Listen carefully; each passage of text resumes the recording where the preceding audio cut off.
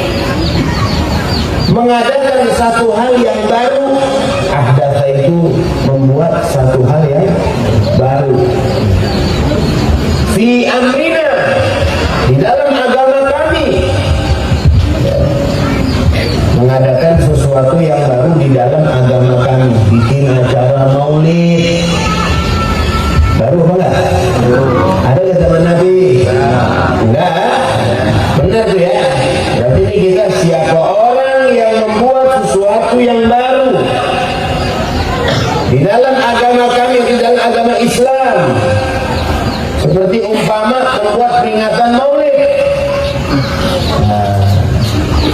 Tapi ada syaratnya.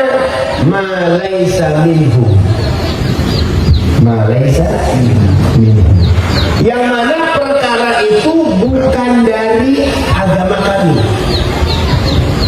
tidak sesuai dengan agama kami, bertentangan dengan agama kami, yaitu bertentangan dengan syariat Islam, bahwa raddun, maka perkara itu ditolak. Jadi yang bikin perkara yang baru, yang mana perkara baru ini bertentangan dengan syariat, bertolak belakang sama syariat, yang mana itu ajaran yang bukan diajarkan oleh syariat, maka itu ditolak, nggak boleh kita kerjain. Nah, sekarang kita bisa ambil kesimpulan. Sekarang kita bikin acara maulid, ya Bu, Pak, bikin acara maulid. Ntar dulu dah safarinya, ntar peringatan maulidnya juga bid'ah. Peringatan maulid juga bid'ah, berarti sesuatu yang baru. Tapi apakah peringatan maulid yang diperingati umat Islam itu bertentangan dengan syariat? Lihat dulu ya. Apa yang diadakan di dalam acara maulid, bagaimana teknis acaranya, ada nggak pertentangan di situ sama agama? Kalau tidak ada pertentangan sama agama, boleh-boleh saja. Kayak tadi kita pertama bikin acara maulid, apa yang kita baca tadi? Baca lah, ratib. Apa isi ratib? Zikir, tahlil, tahmid, tasbih, habis itu doa, ya kan? Sekarang saya mau tanya, tahlil, tahmid, tasbih, zikir bertentangan atau enggak dengan syariat? Malah Allah yang suruh, fadhkurullaha katsiran, zikirlah sama Allah sebanyak-banyaknya. Allah yang suruh kita berzikir, malah itu perintah Allah Subhanahu wa ta'ala, nggak ada pertentangan sama Allah. Habis baca ratib, baca apa? Baca sholawat ya. Sekarang baca sholawat bareng-bareng bertentangan atau enggak sama syariat? Enggak bertentangan. Baca sholawatnya dulu dah, enggak bertentangan, malah itu perintah dari Allah. Innallaha wa malaikatahu yusalluna 'alan nabi ya ayyuhalladzina amanu shallu 'alaihi wa sallimu. Diperintahkan kita sholawat. Itu bareng-bareng. Emang boleh baca bareng-bareng zikir? Boleh, malah dianjurin sama Nabi baca bareng-bareng.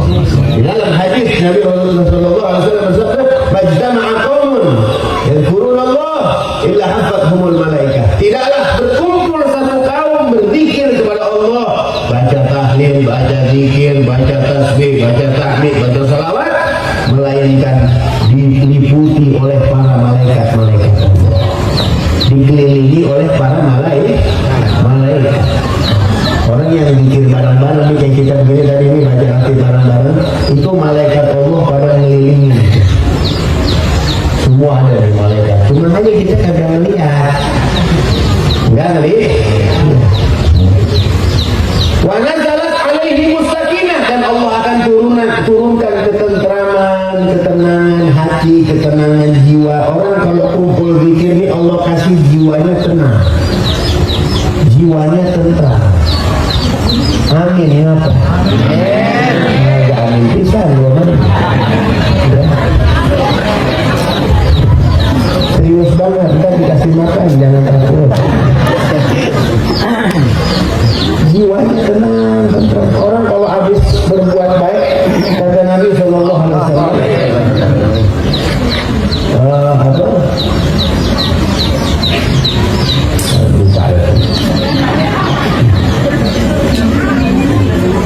Al-ithmu ma haka fi sadrik. Al-ithmu ma haka fi sadrik. Perbuatan dosa itu yang bikin hati ini bergejolak. Orang kalau berbuat dosa, ini hati tidak tenang. Sebaliknya, perbuatan baik itu bikin hati kita tenang, tentram, khusyuk, enak, adem. Kadang ada yang di pengajian sampai bisa tidur. Kalau di rumah belum tentu bisa tidur. Tapi kalau di tempat lain, bro.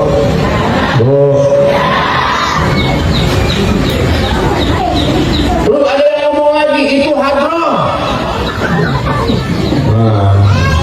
Emang boleh hadroh? Kita lihat dulu, di zaman Nabi ada hadroh nggak? Ada nggak? Ada nggak? Ada.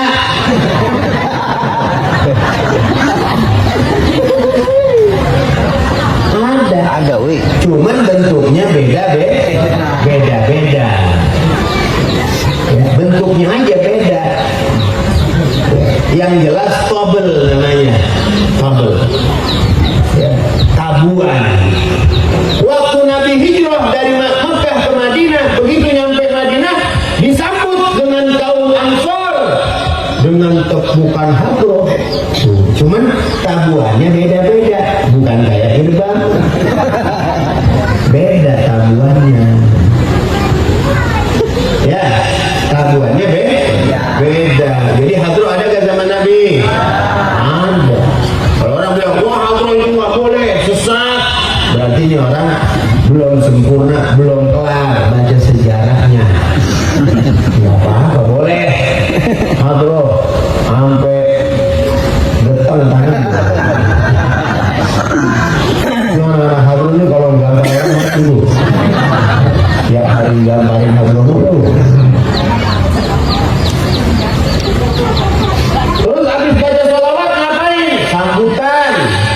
Ada sambutan kan tuh? Tarhib dari Sohibul Bait. Tarhib kan nyambut tamu. Bagus apa nggak nyambut tamu? Bagus. Man kana yu'minu billahi wal yawmil akhir falyukrim dhaifahu. Siapa orang yang beriman kepada Allah dan hari akhir, maka hendaknya dia menghormati, memuliakan tetamunya, mengucapkan terima kasih. Itu sambutan tuh. Kan kita kalau nyambut tamu bukan dengan makanan aja, basyashatul wajhi. Basyashatul wajhi walinatil kalam. Kita nyambut tamu itu bukan dengan makanan doang, dengan muka yang enak dan omongan yang indah, yang lembut. Itu termasuk nyambut tamu. Sekarang kalau ada orang tuan rumah nih nyambut tamu, kamu dikasih makan tapi mukanya nggak enak. Kan? Enak apa kira-kira? Enak. Jadi ada sambutan, kata tarhib. Itu nyambut tamu. Itu juga ajaran Rasulullah. Siapa orang yang beriman kepada Allah dan hari kiamat, maka hendaknya dia memuliakan tetamunya. Berarti orang kalau yang tidak memuliakan tetamunya, imannya nggak sempurna dengan Allah. Imannya nggak sempurna dengan hari akhir. Kemudian habis sambutan apa lagi? Dengerin ilmu, dengerin ceramah. Ya Allah, ilmu kita suruh nonton ilmu sama Nabi. Emang itu intinya, menyampaikan sejarah Rasulullah. Kita dengerin sejarah tentang Nabi agar bertambah cinta kita kepada Nabi. Kalau tambah cinta kita kepada Nabi, otomatis kita bakal ngikut. Orang kalau udah demen ngikut. Orang kalau udah ngidolain sesuatu, ngidolain siapapun itu pasti ngikut. Dulu ada orang demen banget sama pemain bola Cristiano Ronaldo, ya kan? Sampai ngidolain banget. Kadang Ronaldo gimana rambutnya? Cepat-cepat lehe.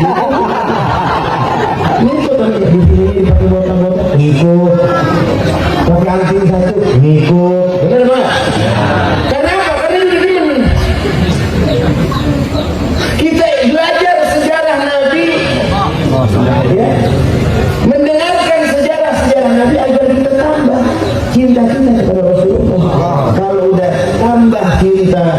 idolakan, demen, senang, suka, otomatis bakal ngikutin apa yang dilakukan oleh Rasulullah. Karena itu intinya hidup, ngikutin Rasulullah. Hidup kita pengen senang, ngikutin Rasulullah. Pengen ke Allah, pengen bertemu dengan Allah, ngikutin Rasulullah. Wa man yarju liqa'a rabbih falyamal amalan shalihan. Siapa orang yang ingin bertemu dengan Allah, maka dia hendaklah beramal soleh. Siapa yang nunjukin, yang ngajarin kita amal soleh? Guru. Guru dari mana? Gurunya. Gurunya dari mana? Gurunya lagi. Gurunya lagi. Gurunya lagi. Terus sampai para sahabat. Siapa yang ngajarin sahabat perbuatan soleh, amal soleh? Nabi Muhammad. Nabi Muhammad. Itu contoh buat kita yang kagak ada salahnya. Kalau kita pengen selamat bu, hidup dunia akhirat, dengerin kata Nabi Muhammad. Ikutin Nabi Muhammad, selamat dunia akhirat. Enggak pakai masuk neraka lagi, langsung ke surga. Enggak pengen kan masuk neraka, pengennya. Setiap muslim itu pasti masuk surga semua. Tapi ada beberapa muslim yang diagak dulu di neraka. Mau apa enggak? Kalau enggak mau, ikutin Nabi Muhammad. Ikutin Rasulullah. Kalau enggak pengen ke neraka, tuh neraka yang apinya panas bukan main ya. Dulu di zaman Nabi ada namanya, di sebelum Nabi lahir kan, Nabi lahirnya tahun apa? Tahun enggak? Kenapa disebut tahun gajah?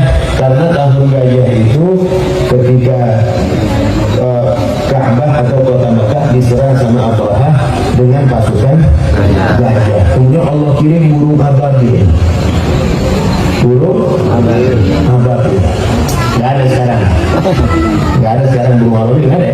Nggak ada punya. Dia orang yang punya, gue punya burung ababil.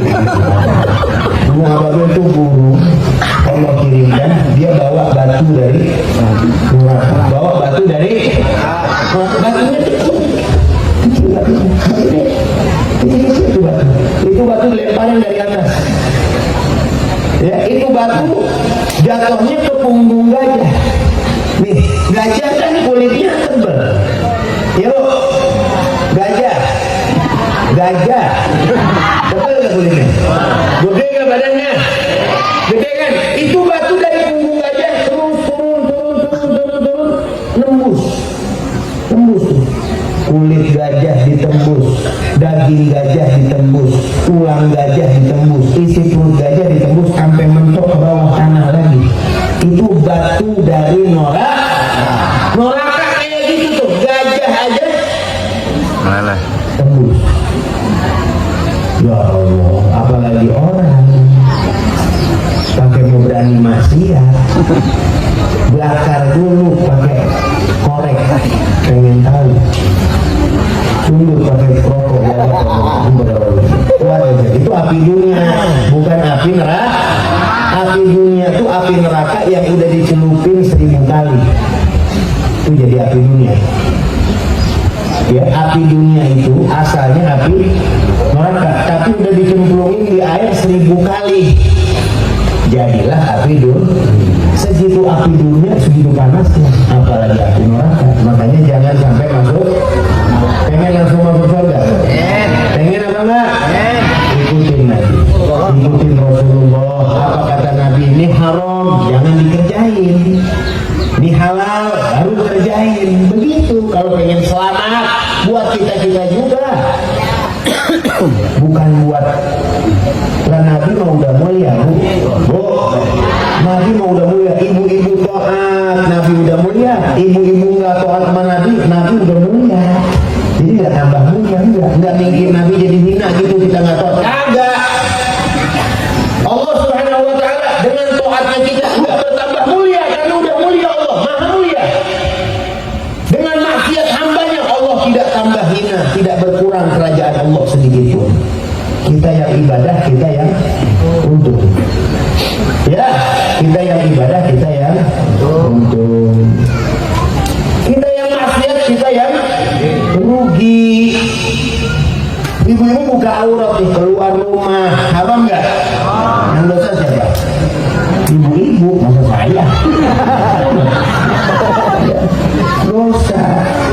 Jadi kalau pengen langsung surga, yang haram jangan dikerjakan. Ya. Jadi acara maulid itu tidak ada pertentangan sama agama, nggak ada, semuanya baik. Zikir, salawat, ngaji. Yang terakhir lagi apa? Doa penutup. Doa penutup dulu. Baru habis itu udah. Kalau bahasa Bekasi makan habis itu enak gak makan? Nah, orang acara maulid kan goblok banget. Goblok ngapain maulid? Lah maulid enak. Pahala dapet, bener gak? Berjubel pahala. Ya. Perut kenyang, belum ntar ngeberkah. Kalau ibu-ibu makan nasi utuh masukin plastiknya jangan. Ya. Berkat itu singkatan. Oh, berkat itu singkatan, daripada berat mendingan diangkat. Nah itu ngasih itu diangkut dah. Jadi mudah-mudahan ini bid'ah yang baik, apalagi safari maulid. Ya Allah, setiap kita ke rumah kita kedatangan kiai ulama besar. Ya Allah, mulia apa enggak? Ya, berkah apa rumah kita? Ini rumah kedatangan Nabi. Kita bikin maulid di rumah kita, Nabi datang ke rumah kita. Kan kata ulama, setiap maulid yang dibacakan Nabi hadir. Berarti Nabi hadir di rumah kita, mampir ke rumah kita. Ulama hadir datang ke rumah kita berkah. Apalagi Nabi Muhammad. Udah tumplak insya Allah nih acara-acara yang seperti ini jangan sampai hilang. Terus mesti dilestarikan ila yaumil qiyamah, sampai kiamat dirubah. Kalau kita punya rezeki, ambil, berebut mestinya, jangan ngandel. Besok saya jangan fastabiqul khairat. Kalau ngalah urusan dunia boleh, ngalah urusan dunia bagus. Tapi kalau ngalah urusan akhirat jangan. Urusan akhirat jangan pakai ngalah. Besok gua ya. Wah, enggak gua dong besok. Enggak gua udah niat. Begitu hukumnya. Ini makanya.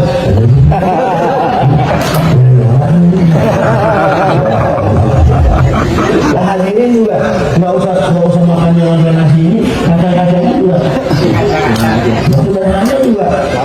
Ya kalau ada mungkin agak. Nasinya nggak terlalu dipaksa. Nggak dipaksakan. Ayo kami coba menafsir. Yang penting keberkahan. Ini aja yang dapat saya sampaikan. Semoga Allah cucurkan selalu rahmat dan maghfirahnya buat kita. Allah limpahkan kita kecintaan kepada Nabi Muhammad. Di hari kiamat nanti kita dibangkitkan bersama beliau untuk surga bersama-sama dengan beliau. Amin ya rabbal alamin.